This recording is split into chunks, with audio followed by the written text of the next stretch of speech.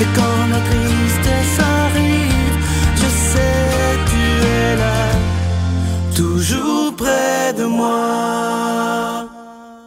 Bon vendredi, bienvenue à votre émission La Victoire de l'amour. J'espère que vous allez bien. Et aujourd'hui, avant de commencer notre journée, on va prendre le temps de prendre un petit déjeuner spirituel tous ensemble avec la parole de Dieu. Et avant, on va aller rejoindre le bon doc, Gilles Lapointe.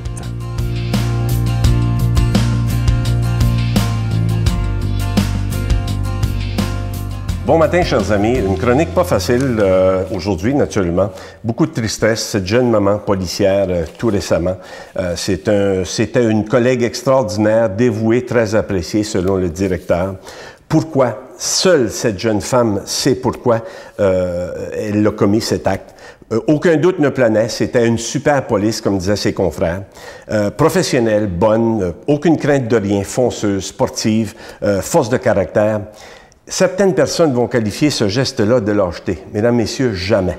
Ne qualifiez jamais ça et ne dites jamais qu'un geste pareil est un geste de lâcheté. Parce qu'une personne qui commet un geste semblable est une personne souffrante. Je dis bien une personne souffrante. J'ai des amis qui se sont suicidés, j'ai des patients qui se sont suicidés. Et qui sommes-nous pour juger un acte semblable et passer des commentaires? Mais malheureusement, dans toutes nos façons de parler et de s'exprimer, on a tendance à dire « Oh, il y a des gens qui ne peuvent pas traduire ce besoin d'aide qu'on a à l'intérieur.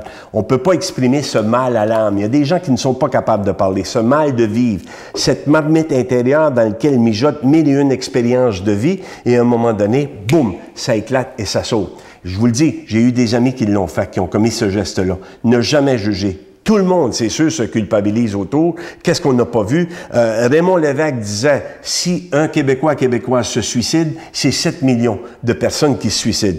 Qu'est-ce qu'on n'a pas vu? Qu'est-ce qu'on n'a pas détecté? Qu'est-ce qu'on aurait dû saisir? Quelle astuce qu'on n'a pas vue ou qu'on n'a pas pu saisir? Alors, parfois, si on savait ce qui se passe dans la vie de ces personnes-là, mesdames, messieurs, on ralentirait un petit peu notre processus de pensée, on réfléchirait un petit peu avant de tirer des conclusions ou d'ouvrir la bouche pour tout dire ou ne rien dire.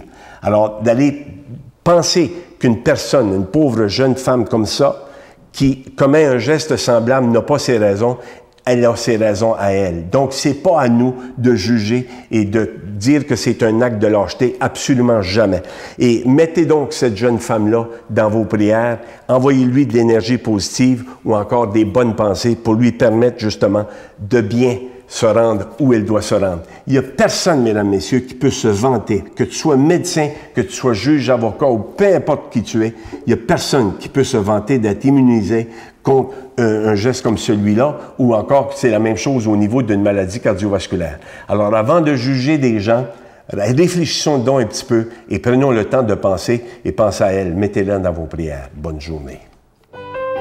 Notre Père qui es aux cieux, que ton nom soit sanctifié, que ton règne vienne, que ta volonté soit faite sur la terre comme au ciel. Donne-nous aujourd'hui notre pain de ce jour. Pardonne-nous nos offenses comme nous pardonnons à ceux qui nous ont offensés. Ne nous laisse pas entrer en tentation, mais délivre-nous du mal, car c'est à toi qu'appartient le règne, la puissance et la gloire pour les siècles des siècles. Amen. Déjà, beaucoup de personnes nous ont parlé à quel point ils aiment le nouveau CD de l'abbé Robert Lemire. Je dois vous dire, comme je vous dis depuis un mois, à quel point il y a mis tout son cœur. Ça n'a pas été fait sur le bord d'une table rapide. Non, non. Quand on connaît bien Robert, il se prépare toujours autant pour ses homélies que le CD qu'il a fait. Et je dois vous dire qu'il se donne... Bon, évidemment, vous allez beaucoup l'aimer, mais si vous connaissez autour de vous quelqu'un qui... ça va pas bien présentement, qui vit de grandes épreuves, un deuil, qui fait le mauvais coton, comme on dit souvent, c'est un CD qui va beaucoup l'aider. Je vous rappelle le titre, Dieu, le plus grand thérapeute. Alors, c'est avec un don de 25 $, et si vous en voulez deux, avec un don de 40 $. Pour ceux qui écoutent peut-être pour la première fois et qui se demandent, mais comment ça se fait qu'ils parlent d'argent dans une émission religieuse? Bien, c'est tout à fait simple, hein, c'est qu'on doit payer pour être sur le réseau TVA, évidemment, pour le temps d'antenne, et on doit aussi payer pour faire des émissions. Donc, c'est les frais de production. Mais à la gang qu'on est, c'est pas important de se vider les poches. Si chacun donne un petit peu, on peut y arriver. Et ça fait déjà bientôt 20 ans que ça dure. Je vous donne l'adresse. La Victoire de l'Amour, casier postal 120, succursale Boucherville à Boucherville. Le J4B 5E6, je vous la redonne. La Victoire de l'Amour, casier postal 120, succursale Boucherville à Boucherville. Le J4B 5E6. Également par téléphone, par carte de crédit du lundi au vendredi dans le 514-523-4433, 523-4433 ou sans frais, le 1-888-811-9291, 1-888-811-9291 et aussi sur notre site Internet, le www.lavictoiredelamour.org. Merci de tout mon cœur de votre prière et aussi de votre soutien.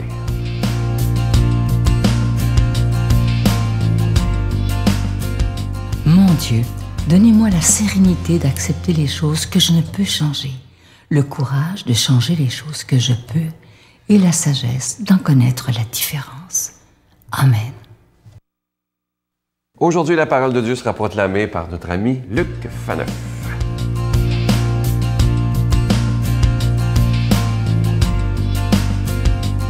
Bonjour, heureux de vous retrouver pour cette méditation de la parole de Dieu en ce presque fin, c'est presque la fin du mois de septembre. Merci d'être là. Merci d'écouter avec grande attention l'Évangile qu'on va entendre aujourd'hui qui va nous révéler que la mort, peut-être contrairement à ce qu'on peut penser, est porteuse d'une grande fécondité, mais une fécondité évidemment qui est cachée. Donc demandons à l'Esprit Saint de venir habiter nos esprits, nos cœurs afin de recevoir cette parole de Dieu, afin de la faire porter beaucoup de fruits dans notre vie. Quelques jours avant la Pâque, Jésus disait à ses disciples, « Amen, amen, je vous le dis, si le grain de blé tombé en terre ne meurt pas, il reste seul, mais s'il meurt, il donne beaucoup de fruits. Celui qui aime sa vie la perd, celui qui s'en détache la garde pour la vie éternelle. Si quelqu'un veut me servir, qu'il me suive, et là où je suis, là aussi sera mon serviteur. Si quelqu'un me sert, mon Père l'honorera. » Acclamons cette parole de Dieu. Louange à toi, Seigneur Jésus.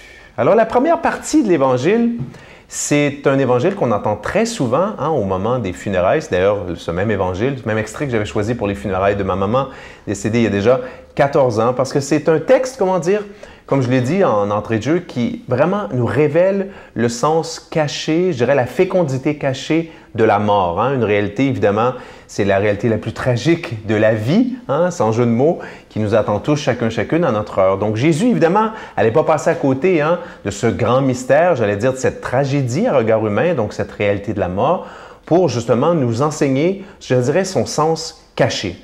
Avant de développer, permettez-moi, parce qu'aujourd'hui, il y a une fête extrêmement importante dans le calendrier liturgique, en tout cas pour qui nous concerne nous en particulier, ce qu'on appelle le Canada français, donc la fête de Saint-Jean-de-Brébeuf et Isaac Jogues, alors ceux qu'on appelait les martyrs canadiens. Et moi, je trouve ça intéressant parce qu'évidemment, il n'y a pas de hasard dans la liturgie. Si on a choisi ce texte, le grain de blé tombé en terre qui meurt pour porter beaucoup de fruits, puis qu'on l'a associé aux martyrs canadiens, c'est qu'il y a une raison. Et cette raison-là, au fond, en parlant un petit peu d'eux, ça va me permettre d'expliquer aussi le sens profond du texte. Donc, on se souvient que les premiers martyrs canadiens, c'était des jésuites, mais il y a eu d'autres prêtres qui, dès les années, en fait, finalement, dès l'arrivée de Champlain, 1608 et tout le reste, et même un petit peu avant, vont venir essayer d'évangéliser les sauvages. Et on les appelait comme ça à l'époque, donc les gens des Premières Nations. Mais disons, les saints martyrs canadiens, c'est vraiment ce groupe de fous de Dieu, de passionnés, n'est-ce pas, probablement comme vous, passionnés par Dieu, passionnés par son évangile, et qui, depuis la Nouvelle-France, entendaient parler des missions, les missions comme ça en Nouvelle-France. Et ils se sont dit, voilà, nous, on aime tellement Jésus, on aime tellement son Église, et aussi on aime tellement les âmes, qu'on veut comme ça tout laisser derrière nous, partir, comme dit l'Évangile, perdre sa vie, mettre ses petits projets de côté. Ils étaient confortables, ces prêtres jésuites-là, en France. Ils avaient des postes. Jean de Brébeuf travaillait dans un collège, une petite vie, si vous permettez l'expression, une petite vie pépère et tout ça. Ils viennent ici, et là, c'est des renoncements. C'est vraiment héroïque. Là. Si vous avez jamais lu de vie sur Jean de Brébeuf et les martyrs canadiens, il faut voir. Ils arrivent ici, ils se font bouffer tout cru par les moustiques. Ils dorment, ils font du canotage pendant 18 heures derrière des Hurons qui s'enduisent de graisse d'ours pour éviter les moustiques. Il paraît que ça puait. Alors comme ça, là, à longueur de journée, ils apprennent la langue. Écoutez, il n'y avait pas de dictionnaire, là, donc imaginez tous les sacrifices qu'ils ont faits. Pourquoi? Je me répète, toujours parce qu'ils justement, ils ont accepté de perdre, hein, de suivre Jésus et justement de mettre leurs projets, j'allais dire humains, leurs propres ambitions et tout ça de côté pour servir le Seigneur. Et eux, hein, ils ont donné leur vie, ce sacrifice, parce qu'ils vont, la plupart d'entre eux, au moins 1 sur 2, vont finir morts de façon violente, en tout cas les saints martyrs. Ils vont donner quoi? Ils vont engendrer rien de moins, ils ne sont pas les seuls, mais l'Église du Québec, hein, l'Église de la Nouvelle-France. Donc, on leur doit énormément. Puis, au fond, il faut se souvenir, comment dire, on peut les prier aujourd'hui, mais toujours, moi, je sais que je les prie souvent, j'ai une grande dévotion à Jean de Brébeuf en particulier, pour lui demander comme ça son amour des âmes. Et je pense à une parole récente du pape, hein, qui disait, attention, les belles paroles, c'est très bien, mais si on n'aime pas son frère et sa sœur qui sont proches de nous, hein, ben voilà, nos paroles, au fond, c'est comme du vent, c'est rien. Jean de Brébeuf, semble-t-il, s'enlevait la bouche, hein, il y avait souvent des périodes de famine à l'époque, il s'enlevait la nourriture carrément de la bouche, la bouchée qu'il s'apprêtait à prendre pour la partager avec des enfants. Ils étaient très proches des Hurons, comme ça. Donc, une charité extraordinaire avant ce peuple. Donc, toujours ce témoignage, un double témoignage. On parle de la parole, mais on allie la parole aux gestes. Hein? Les gestes sont extrêmement importants. Donc, évidemment, vous vous souvenez cette parole de Félix Leclerc? Moi, j'aime la mort, c'est plein de vie dedans. Hein? Mais au fond, Félix Leclerc traduisait avec son âme de poète ce qui est dit dans ce texte. Jésus part d'une réalité toute simple. Hein? Dieu est créateur de la nature et de nous aussi.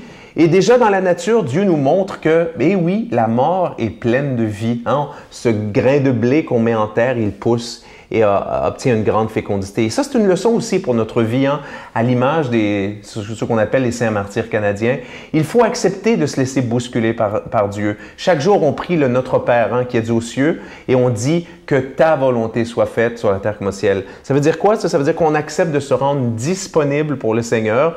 On accepte de se laisser bousculer, des fois d'accepter peut-être un job qu'on n'avait pas envie, d'accepter de l'aide, une charité, du bénévolat. On n'avait pas trop envie, mais on sent que le Seigneur nous y appelle. Donc ça, ces petits renoncements-là, hein, ce désir de suivre Jésus qu'on porte dans la prière, ça, c'est toujours porteur d'une très, très grande fécondité. Donc, demandons à Dieu de nous bénir.